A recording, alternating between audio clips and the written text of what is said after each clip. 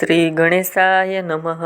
મહાવિદ્યામાં બીજી મહાવિદ્યા માં તારા મહાવિદ્યા. સમુદ્ર મંથન સમયે હરહાળ વિષ બહાર આવ્યું. સમગ્ર બ્રહ્માંડમાં હાહાકાર મચી ગયો. દેવતાઓ ભગવાન શિવ પાસે ગયા. ભગવાન શિવે લોકહિત માટે વિષ પી લીધું, પરંતુ તેની અસરથી તેઓ અચેત બન્યા. ત્યારે માતા તારા પ્રગટ થઈ. તેમણે માતૃત્વ ભાવથી ભગવાન શિવને દૂધ પાન કરાવ્યું અને વિષની અસર સમાવી.